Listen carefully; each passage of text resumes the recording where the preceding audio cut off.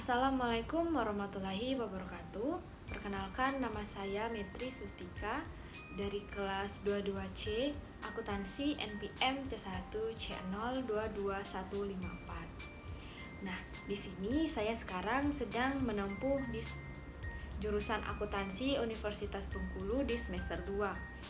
Di mana di semester ini kami bertemu dengan mata kuliah pengantar bisnis yang dosen pengampunya sendiri adalah Bapak Yaser Iqbal Daulay, SE MBA.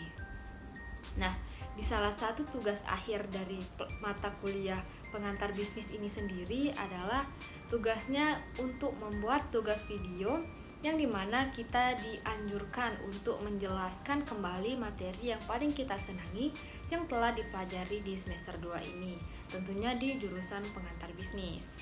Nah, kali ini aku ingin menjelaskan kembali mengenai materi dari informasi akuntansi yang dimana itu sendiri berada di bab ke-10.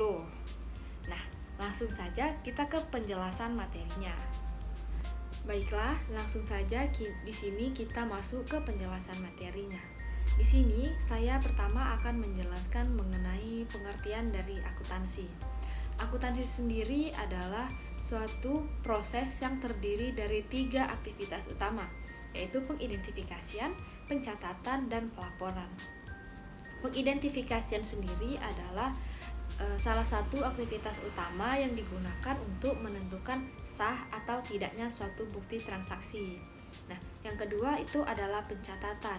Pencatatan sendiri adalah mencatat transaksi-transaksi yang telah diidentifikasi secara kronologis dan sistematis yang dimana diukur dalam unit moneter. Dan yang terakhir itu adalah pelaporan. Pelaporan sendiri adalah mengkomunikasikan informasi-informasi akuntansi yang sudah terbentuk di dalam laporan keuangan yang dimana akan disampaikan kepada pengguna informasi tersebut untuk membantu mereka dalam mengambil keputusan bisnis mereka.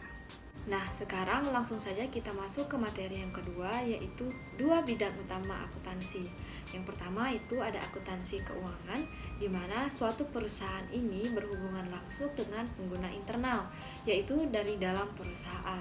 Contohnya sendiri adalah pelanggan, orang yang meminjamkan uang, investor, deterjen pajak, badan pemerintahan, dan kreditor serikat pekerja lainnya.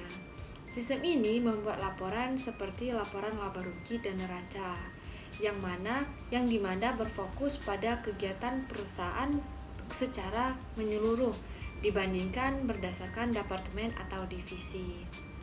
Nah, selanjutnya yaitu ada akuntansi manajerial. Berbanding dengan akuntansi keuangan tadi, kalau akuntansi manajerial ini perusahaan yang berfokus pada pengguna internal, yaitu dari dalam perusahaan.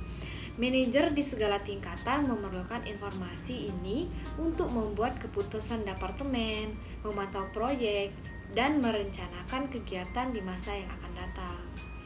Karyawan lain juga menggunakan informasi ini karena informasi dari akuntansi manajerial ini adalah berhubungan dengan pihak-pihak internal yang berada di dalam perusahaan. Nah, materi selanjutnya itu adalah persamaan akuntansi, yang dimana persamaan akuntansi itu seperti yang kita tahu bahwa persamaan akuntansi adalah aset sama dengan liabilitas plus ekuitas. Nah, aset itu apa sih?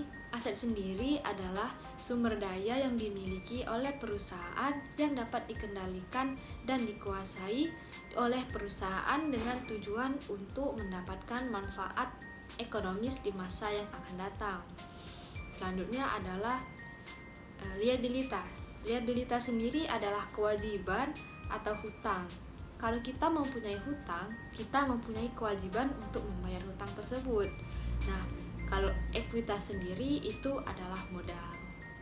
Materi selanjutnya adalah laporan laba rugi, yang dimana definisi dari laporan laba rugi adalah bagian dari laporan keuangan suatu perusahaan yang dihasilkan pada suatu periode akuntansi yang menjabarkan unsur-unsur pendapatan dan beban perusahaan sehingga menghasilkan suatu laba atau rugi bersih. Nah, tujuannya dibikin laba rugi itu apa sih? Tujuannya adalah sebagai bahan evaluasi keuangan dari transaksi keuangan yang berjalan selama 1 bulan atau 1 tahun, baik transaksi yang menghasilkan rugi maupun laba atau keuntungan.